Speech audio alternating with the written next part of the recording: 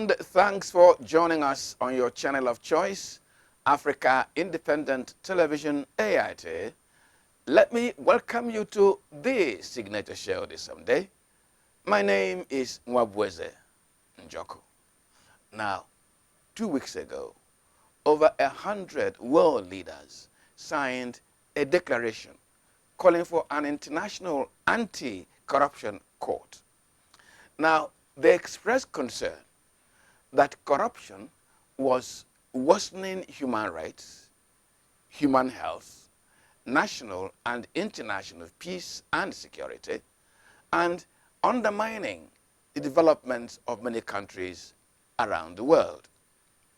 Among those who signed this very important declaration were former President of Colombia, and he is a Nobel laureate, Manuel Santos, former Tunisian President Monsef Muzuka, former Prime Minister of Sweden, Carl Bildt, Nobel laureate and former Judge Shirin Ebado of Iran, former Foreign Minister of Canada Lloyd Ashworthy, former Justice Minister and Attorney General of Canada Peter MacKay, and former UN High Commissioners for Human Rights and for Refugees Navi Pillay and Zaid Ra'ad al-Hussein. Now, the Human and Environmental Development Agenda, HIDA, here in Nigeria, has forwarded a report to Nigeria's anti-graft agencies, raising the alarm that about 130 choice estates in Dubai, the United Arab Emirates, have been traced to politically exposed Nigerians. Now look at the statistics. 71 of these properties are allegedly owned by 34 former governors. 33 of these properties belong to 7 senators, and 26 are owned by 14 federal ministers. The research for the HEDA report was conducted by Professor Benga Odutan of Kent University in the UK. Now, a separate report altogether by the Carnegie Endowment for International Peace, released in 2020, which examined links of Dubai properties to corruption in Nigeria, says at least 800 properties in Dubai appear to have ties to current or former prominent Nigerian politicians laundering hundreds and hundreds of millions of dollars. 25% of these properties are said to be linked to Nigerians previously investigated, arrested, prosecuted, or even convicted by Nigeria's anti-graft agencies. These properties expose how Nigeria's resource flight is benefiting other economies and worsening the state of development in Nigeria. This raises the big question: why do politically exposed Nigerians, that is politicians, not have confidence in the very country they run to invest even their loot in the domestic economy? Can Nigeria change this situation? Well, in the course of last week, Signature Communications Limited, co-producers of this program, this signature show, and Corruption Story, took steps to make significant contributions to the war against corruption. Now, on Wednesday, that is last week, the company unveiled Season 2 of its anti-corruption program, Corruption Story. The unveiling, which marked the end of Season 1 of that program, that is Season 1 of Corruption Story, and the commencement of this second season, attracted guests from the civil society organizations, anti-corruption agencies, and our friends in the media. The event was a harvest of commendations. It was also a harvest of caution, and it raised high expectations as captured by correspondent Brenda Etta. This is the signature show on AIT. We take a break now and return very shortly. Please Stay with us.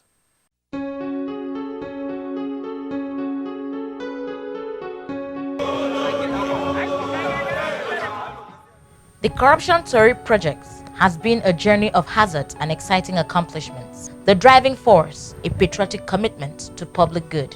Last Wednesday, Signature Communications Limited, producers of the program, unveiled Season 2 of the program, which runs on the network service of AIT and NTA partner stations.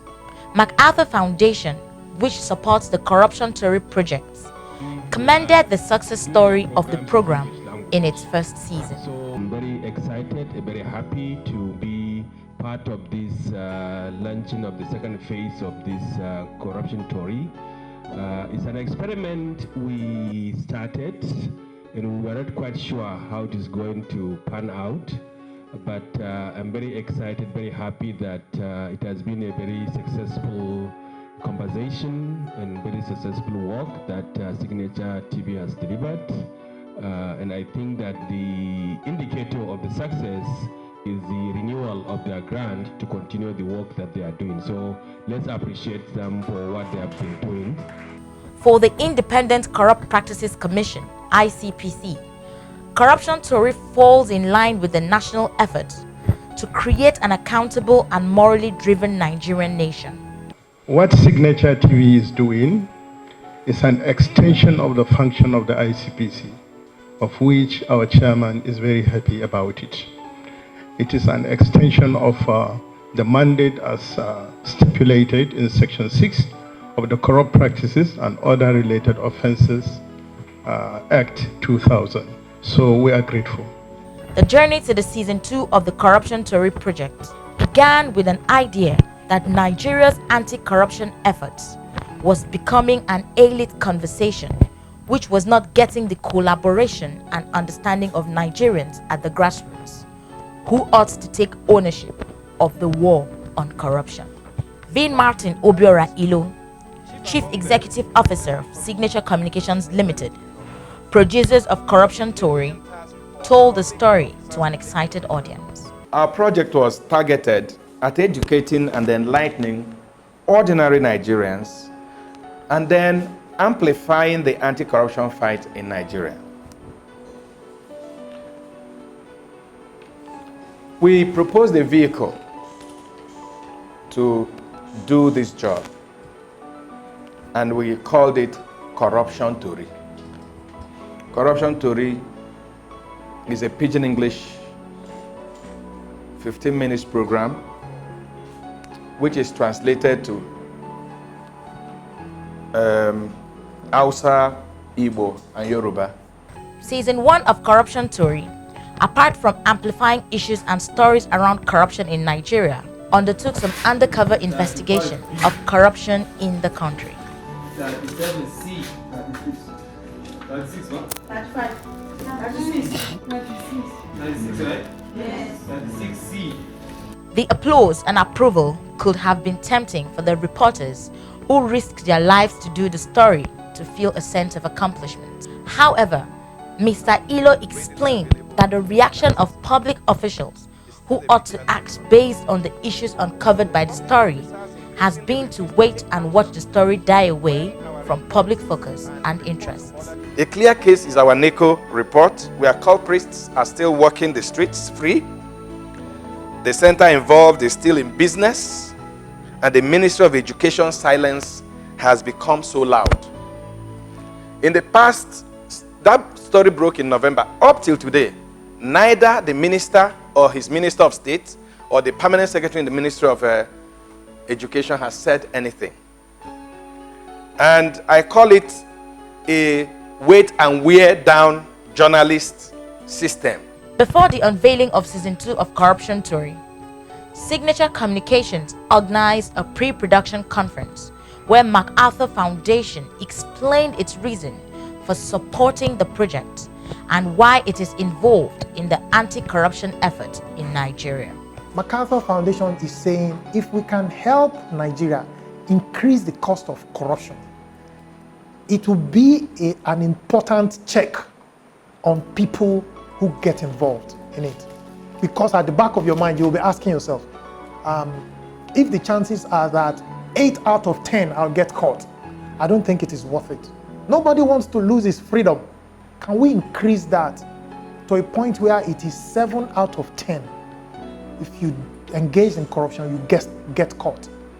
That is when the cost of corruption is high for those who get involved in it. Communications and development experts who spoke at the pre-production conference also explained the hazard of investigative reporting, warning that those being exposed for corruption will either fight back or seek to compromise the reporters. So at the journalism school, they tell you that journalism is a hazardous profession. Underline the word hazardous. So there is no way it is going to be a ride in the park. It is not Mr. Biggs, and then it is not Millennium Park. So you have to expect some level of turbulence, and you have to have a heart. Cover reporting, and I say going undercover in journalism simply means going incognito. You do your job without identifying. For specific reasons, you can't do your job letting them know that you're a journalist. What is going on around us, right? So what problem do you want to solve? Within the framework of your organizational goal, because you guys are here to, like you said, make change, good governance, accountability. You ask yourself, what problem do we want to solve? The season 2 of Corruption Tory, a pidgin English anti-corruption program. My people, welcome. The program na Corruption Tory, for where we dey shine light put for different corruption matter wherever I hide put for this country. My name na Ufbogman Eguriase, and I want welcome na come today edition specially. Translated into Nigeria's 3 major languages, Hausa, babu cin hanci da rashawa. Shin ya kasance yahu ne? Igbo, Chetekwa na abụ m Onyinye Ude, onye akụkọ mpụ na aghụghọ. Yoruba. Ṣé o tiẹ̀ tún fi wá sọ́kàn lọ́sẹ̀ yìí lórí ètò wa ìwà lórí ìwà jẹgúdújẹrá? It will also feature a national essay competition, anti-corruption clubs in selected schools, and a town hall with ordinary Nigerians in some states. The new season kicks off on July 4, 2021.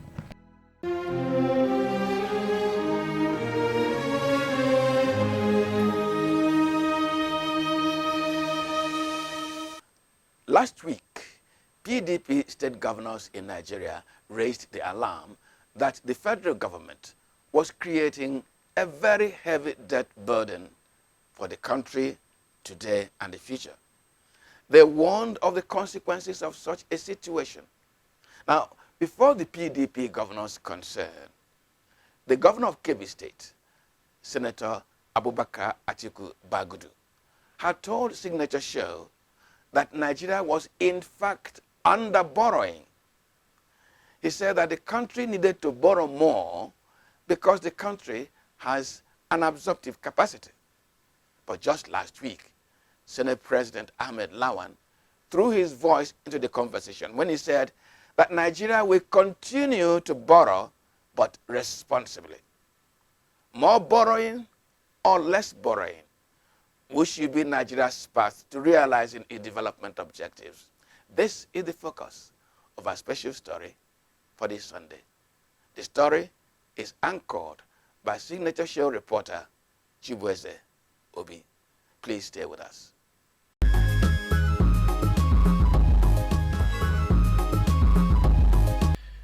Nigeria's meat and dairy industry, which is largely driven by import and open grazing of cattle, has become a creeping forest of thorns.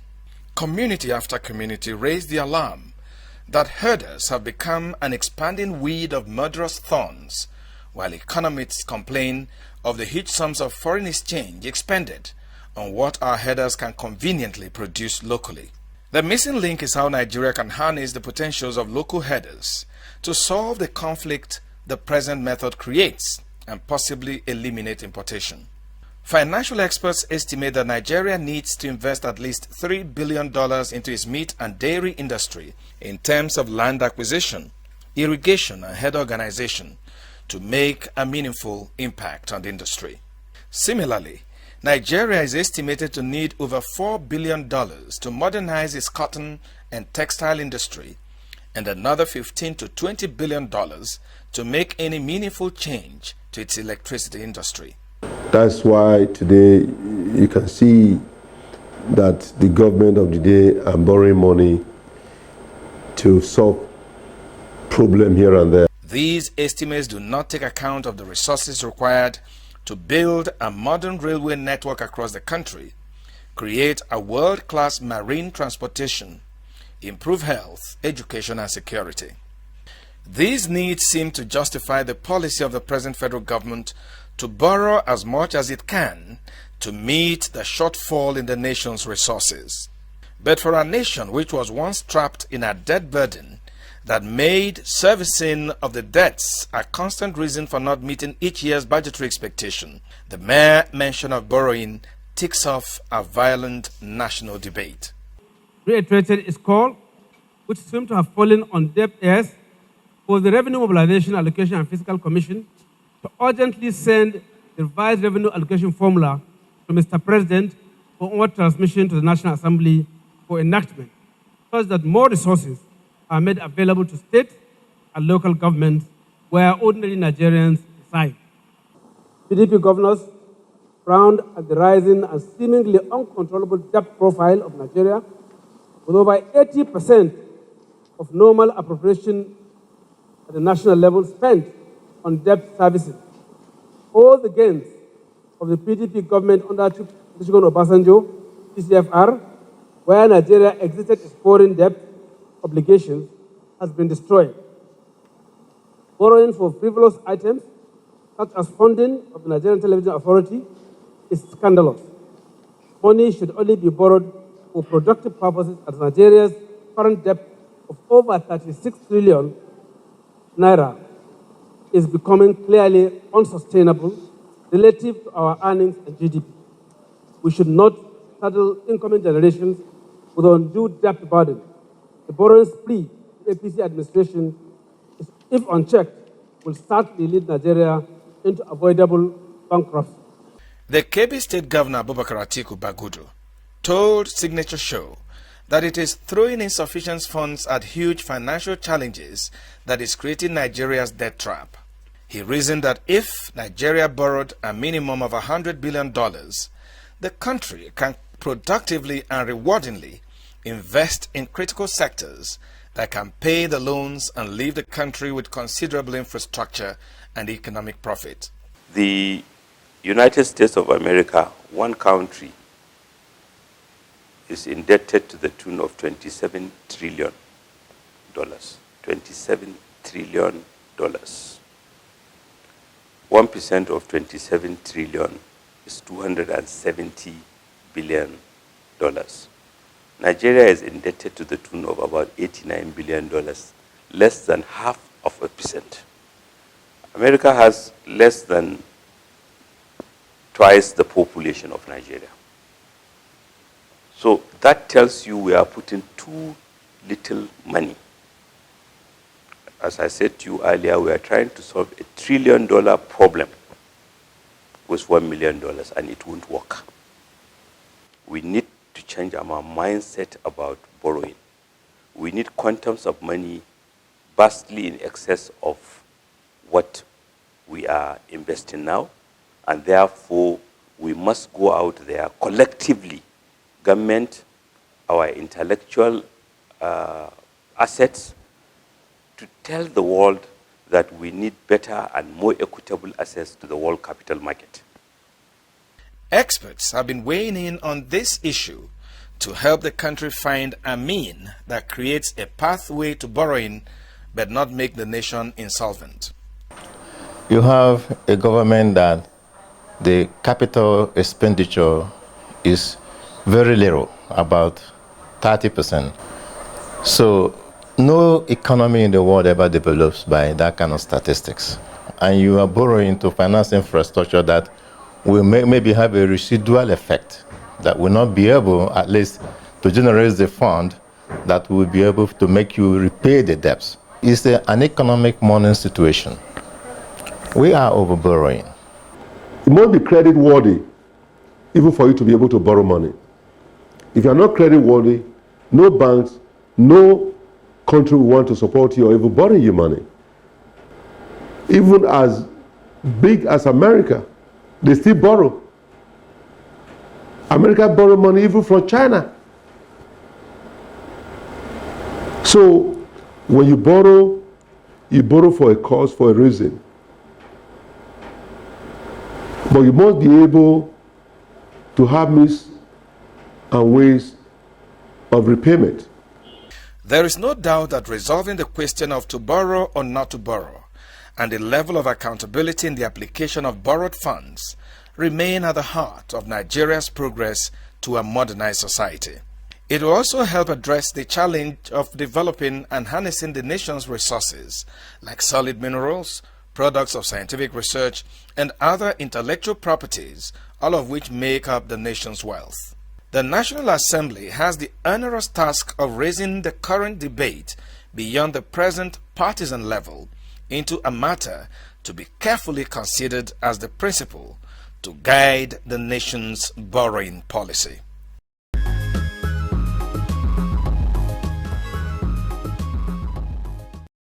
You are watching the Signature Show on AIT. Next is our conversation, which today takes a look at the issue of governance and communication. We put together some media heads to look at the issue. Please stay with us.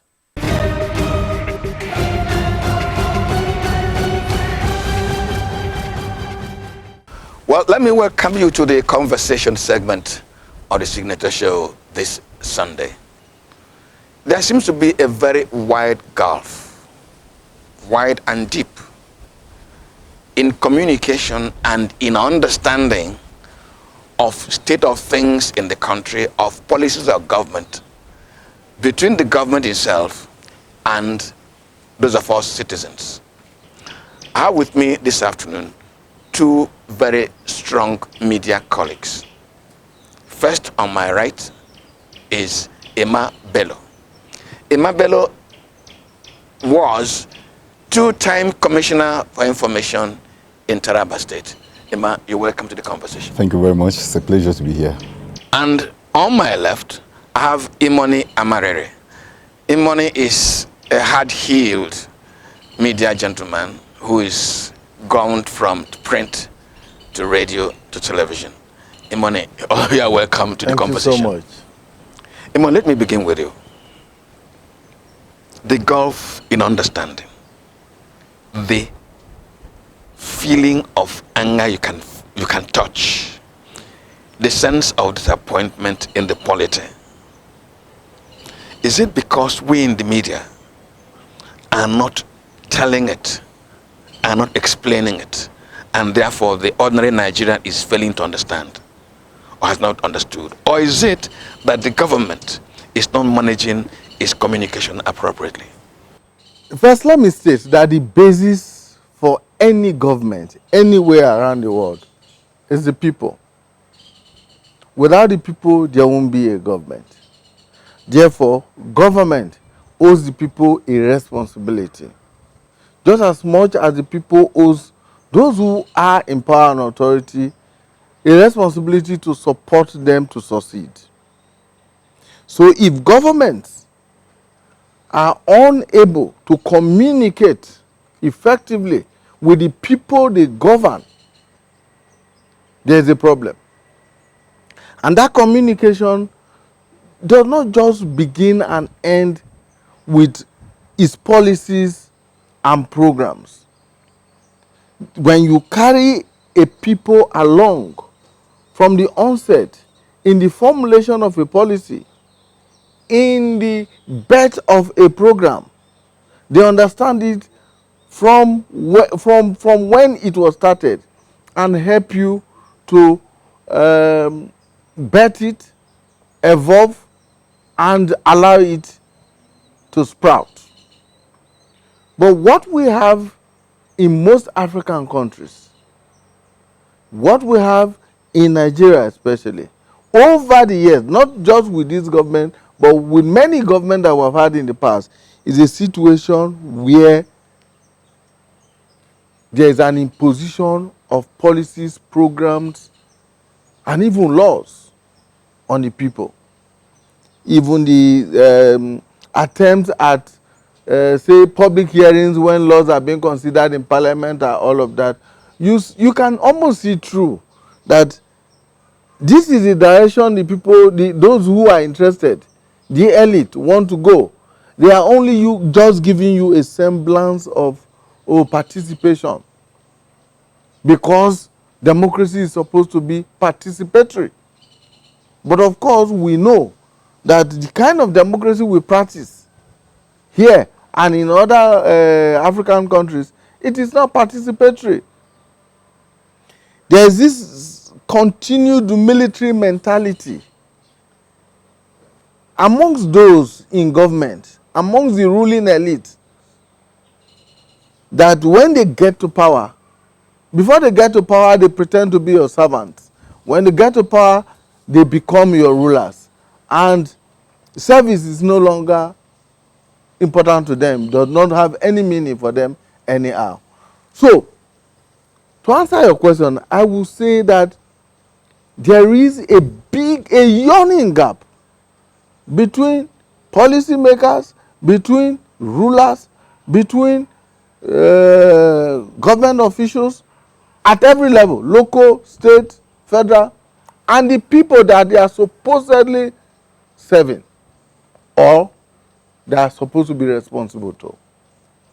Is a yawning gap that has created the kind of anger, the kind of animosity that you just described. Now Emma, let me look at the Nigerian constitution.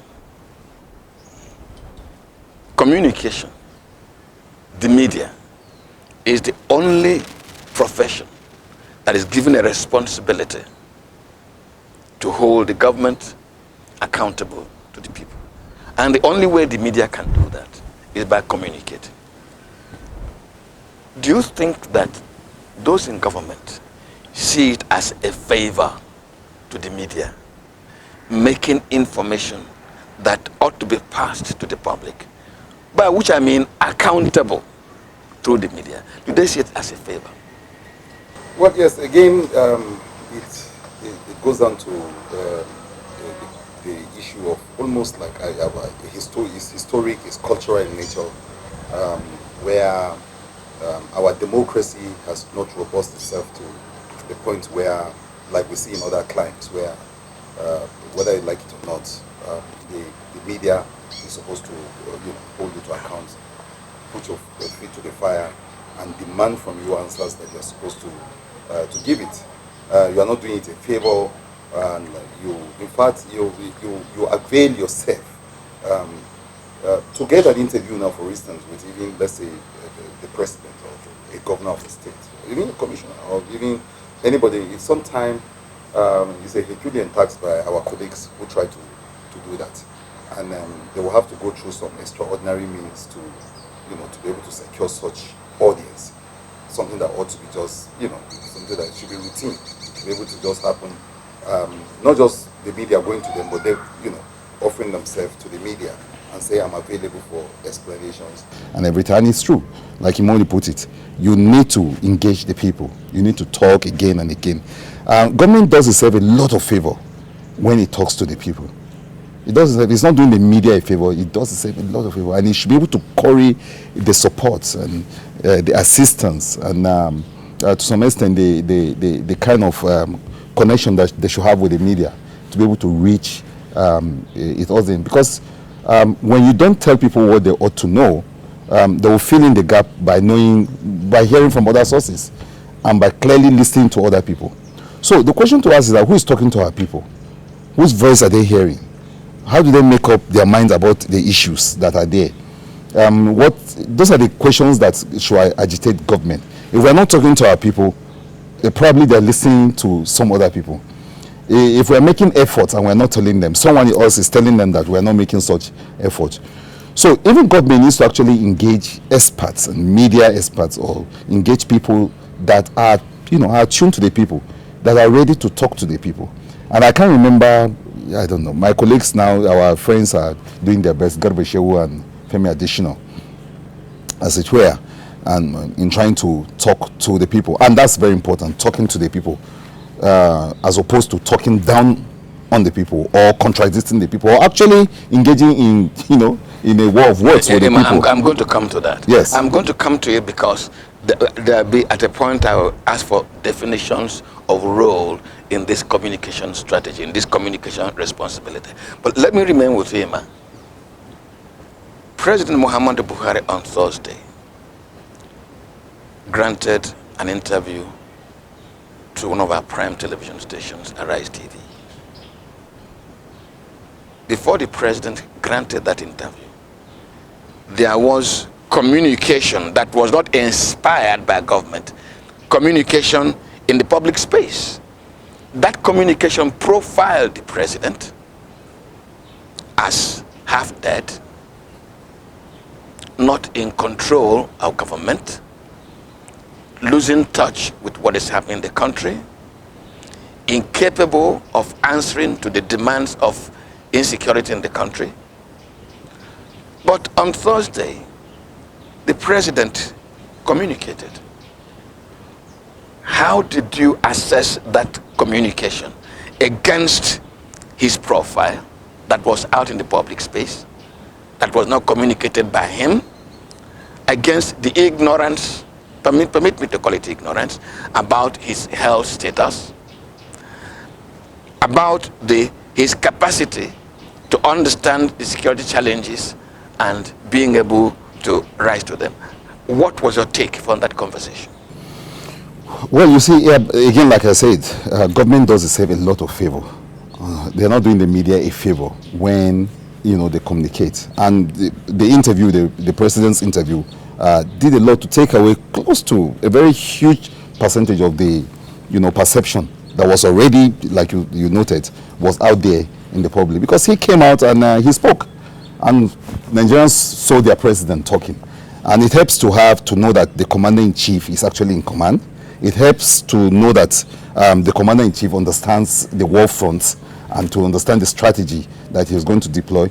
Of course, he wasn't that very fantastic in some of the answers he probably he gave. But we saw a president that was making the attempt to be presidential, to talk to the people and to explain some of the... It takes away, you know, for the first time, I think, the federal government ought to thank, to some extent, the media, again, for saving a whole lot of things. Because what that interview did was to actually serve as some form of reassurance to the Nigerian public that, look, the president is aware of some of the crisis, and probably also is thinking alongside with the team on how to deal with the problem. You might not agree totally with some of the things he said. You might not even agree with the strategy he's trying to put up. There have been a lot of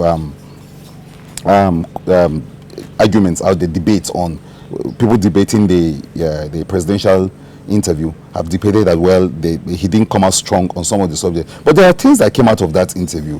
First, that you know that the president is not brain dead, that the president is not incoherent, and that the president does not, the whole thing about the fact that he's clueless is not totally the way it was presented. You have a president that was actually also, you know, someone that has been seen as aloof, does not care, is uncaring. He came out saying things like, I worry about these troubles, I'm concerned, and he spoke tough, you know, he talked tough again, said, look, I'm on top of the situation, we're doing something about it, we're going to deal with the criminals and everything. Whether I like it or not, those are the sort of things that Nigerians would like to hear. It might not assuage all the fears and the doubts out there, but, you know, for a very long time, it helped Nigerians to put in perspective the role of the president as their commander-in-chief, as they want to safeguard them. And then, of course, the crisis that they are faced with every day.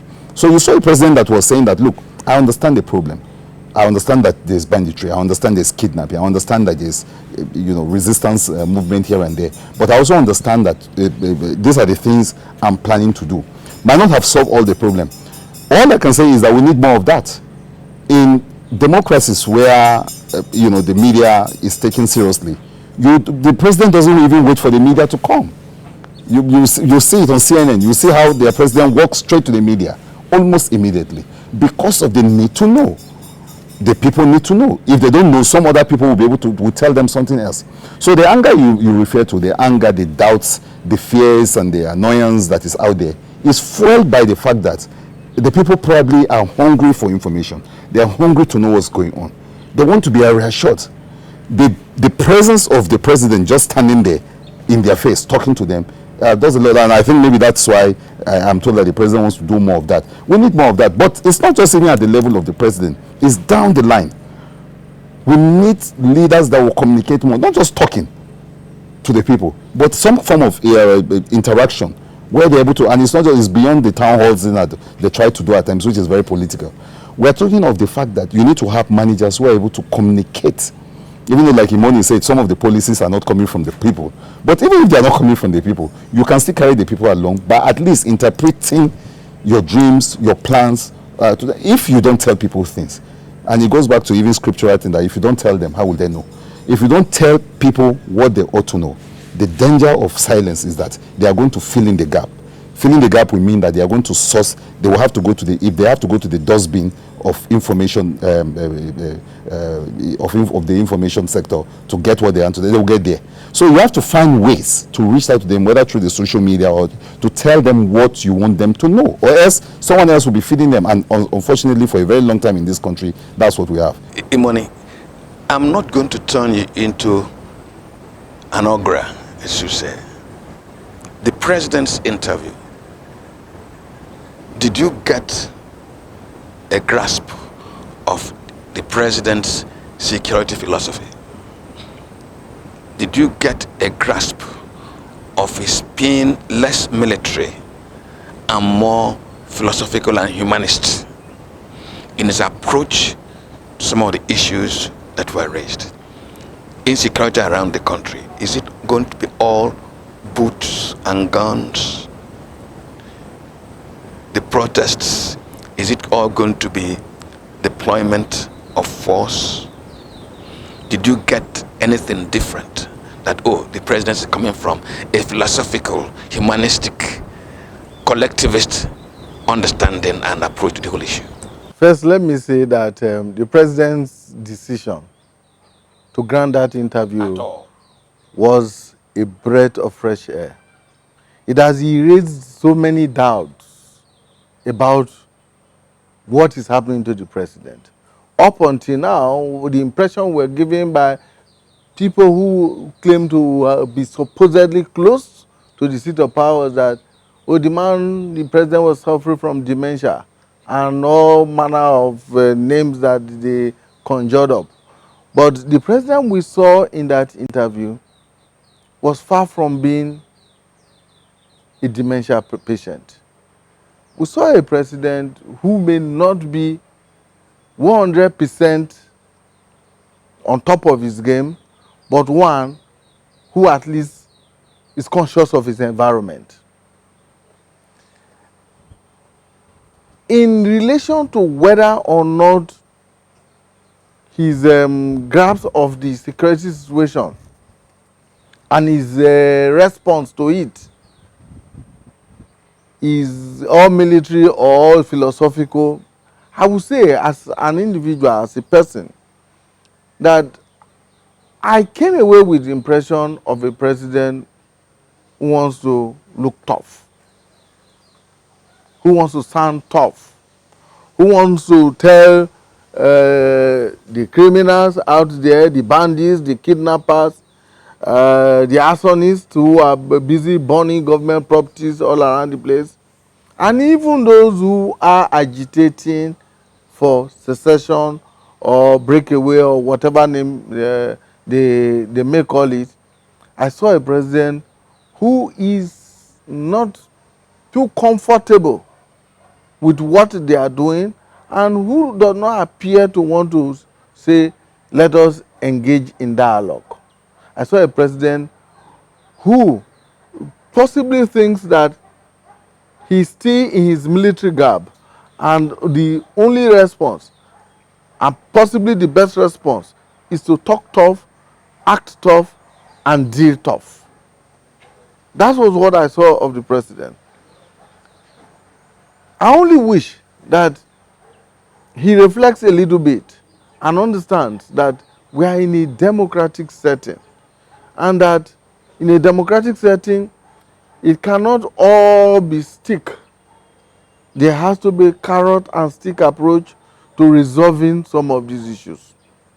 I'm sure that if the government decides today to sit down with those who are interested in secession, or those who are interested in one republic or the other, and decides that, look, let's talk, let's judge all. At least let's start something along that line before we think of the stick approach if the carrot fails and all of that. I think that that is what democracy demands. Democracy is not all about military force. It cannot be, because democracy itself is the antithesis of militarism.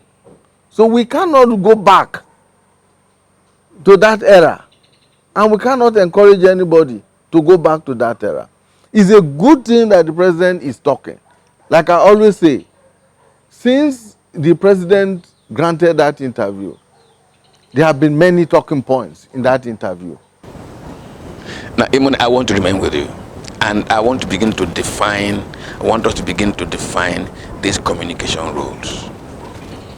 The president has spoken to Nigerians. He should speak more. Thank you very much.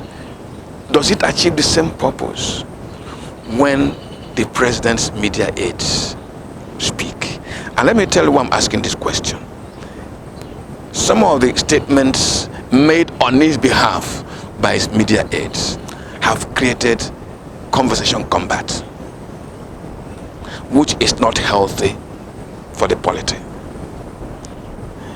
Did you get the impression that there's a fundamental difference when the president speaks and when his media aides speak? Absolutely. There's no doubt about that. That when the president of any country speaks, it's different from when his media aide speaks. The media is the aide is, like the name says, is a personal staff of the president. Is an aide to the president. He cannot carry the same weight as when the president speaks himself. You see, the media aides are able to put together press statements or even press addresses in very fine and flowery language, which can be interpreted any which way. But when the president talks, he's taking, literally for what he has said. And those are the meanings that will be imputed. As journalists, we will say, according to the president. No, it's different from according to presidential media aid or presidential special advisor and all of that. The authority of the office of the president is in the president, not in his aide. And talking of roles, there must be a clear distinction between a minister of the Federal Republic of Nigeria who is appointed by the president, screened by the Nigerian Senate, and confirmed as minister, as opposed to an aide to the president. The minister speaks for the government. The media aide speaks for the president. For his boss. There's a difference. He was commissioner, two-time commissioner for information. I'm sure he had the media aides or assistants. It was not the same thing as he coming to speak on behalf of the government of Taraba State. Imoni, I want to go to him immediately on that. And why I'm coming to it, because at the beginning of this conversation, I raised the matter of government philosophy, government programs. And Imoni spoke about the process, taking the people along. Who should be speaking about the philosophy of government? Who should be speaking about the growth, the reason, the rationale for government action? Because if, for instance, no road has been built in North Central for 10 years of the entire Buhari administration. And people are angry. Who should be talking to the people on why that action has not been taken? And are we getting enough of that? Yeah, first, there's there's a culture of silence, of reticence, of trying to, there's official secrecy too, that, government sometimes trying to play around with, especially in third world countries, where they feel that exposure, beaming the searchlights, being very open about issues, talking to the people, it's a problem. Again, that is also anchored on the kind of, first, the fact that maybe the process itself that give birth to such leadership, it's faulty in most cases. And then you have this deep-seated mistrust between those who lead and those who have been led. And that mistrust again too is also anchored on the process of emergence. When you have a situation where you were not the people's choice, the people really didn't actually even vote for you. Ab initio, there's that antagonism. There's that you don't feel accountable to those. You don't feel you're accountable anyway. to them. You don't feel you need to talk to them about anything. You feel they shouldn't even ask you. You feel there are places, there are top government functionaries who feel insulted if they are asked questions directly. I know someone that was in some state that got in trouble because he actually asked what they were doing with some of the IGR and what they were doing with the monies and all of that. So we don't have a culture of, I think first again, culturally and even maybe habitually, we don't have a culture of, speaking out, of people being queried, being interrogated, citizens knowing their right to interrogate, their right to know, their right to know that this is a social contract. The man in government is not doing you any favor, telling you what he's doing with the monies or doing with the infrastructure, what he's planning to do. But that's the impression that is being created, to the point that you have a situation where anytime we have things like those kind of media chats, people are even meant to think that they were done a favor. Meanwhile, we're supposed to actually hold them to account and to say, look, you have to speak. So to your question, who is supposed to communicate these things? I think the philosophy or the idea behind having media aides or people that will speak on behalf of government is that probably not everybody who is elected in office can be eloquent enough or sharp enough to be able to communicate the sort of thing that they need to. Again, they are also dealing with issues of governance, statecraft, and the rest. So that for the most part, you actually need experts, people trained in the art of communication. People were able to talk to the people, were able to say, this is what is going on. You need such people.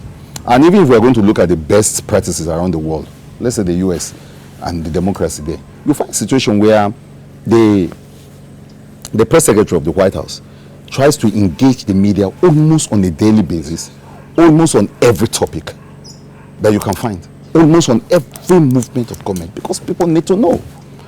So, but out here, you see a situation where sometimes a government spokesperson becomes just reactive.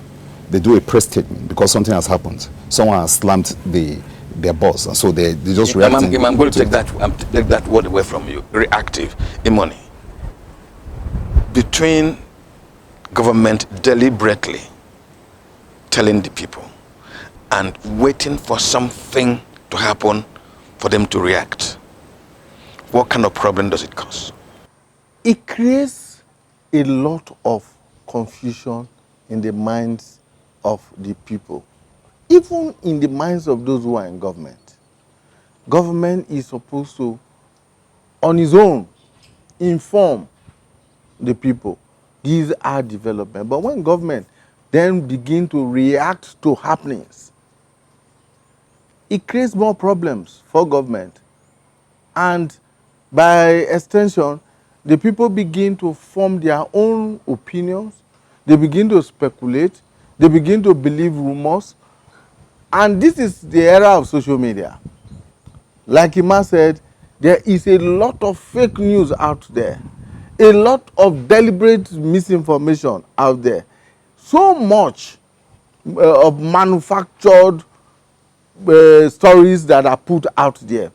So before you react as a government, the people have seen these things, they have formed their opinion, and they want to believe what they believe. So when you are reacting, oh, they'll say, they are just trying to defend themselves and all of that. So it's always best for government to be on top of the situation all the time. Be on top of the situation before you come up with your conjectures. The government has put it out there, and then for you as a citizen, you begin to see and choose which you want to believe. The facts are sacred. Emma, I'm going to conclude this conversation. There's something a little bit I want us to address cautiously, but we need to confront it. Our security. We've raised a number of questions in this country. I just want to find out if you've been in government where it is necessary for government to tell us. When Boko Haram started in Borno State, Nigerians raised the alarm that they were seeing helicopters dropping either arms or food or people. We never heard from government that this is false or this is fact.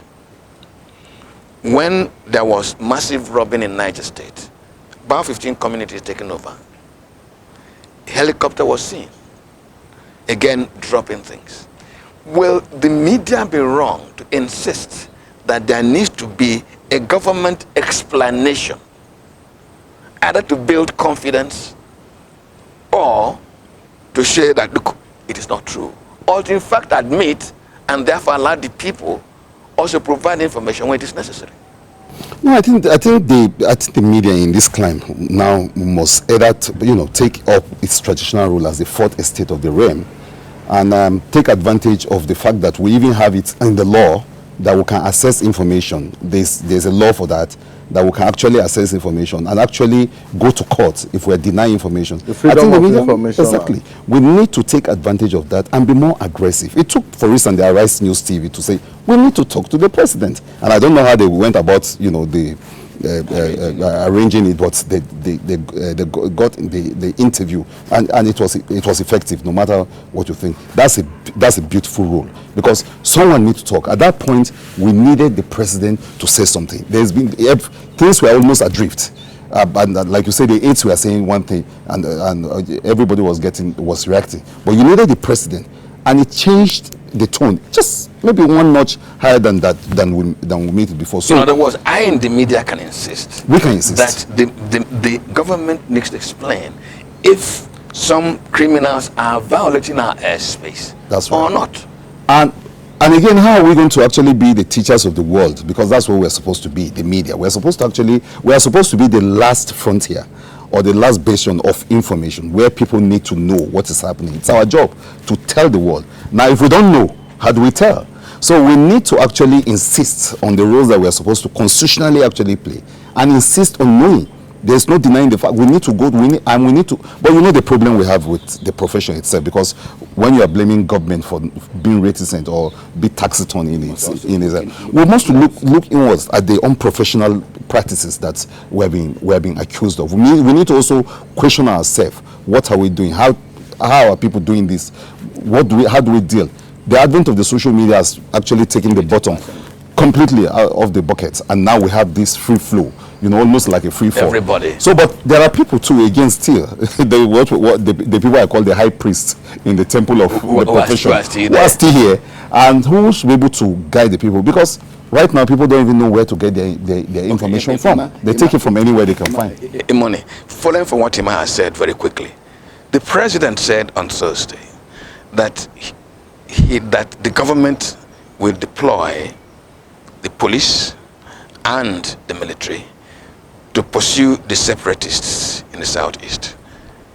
My question to you, and the bandits in the northwest. Thank you, and the bandits in the northwest. Let me ask you, should we ask the president what the rules of engagement should be? Let me tell you why. There are reports that the rules of engagement are not humanist. Well, that would be a very difficult task to do, in the sense that, all around the world, countries and governments seem to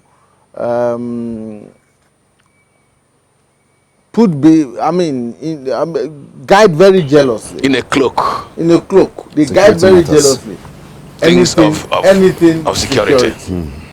So even if you ask, they will not divulge to you. They will not tell you. So it's going to be a Herculean task trying to get the president to tell you the rules of engagement. He has told you he's going to deploy police or special forces and the military to deal with these situations here and there. It might just be a strategy, a warning to those who are carrying on this thing to say, look, we are coming. I mean, security is not all about physical force. Some of it can be psychological to tell you that, I mean, if your days are numbered. Yeah, exactly, that your days are numbered, and then you call yourself to reason and say, look, these people are coming after us. We better disengage. Okay, Imone, since you said we shouldn't ask such questions, I'm going to tell you what Chajikin said. He says, ask no questions and be told no lies. Emma, thank you very much for this conversation, Imone. Well, the conversation never stops. Next Sunday, we still keep on, and my name never changes. It remains Mwabose Njoko. Good afternoon.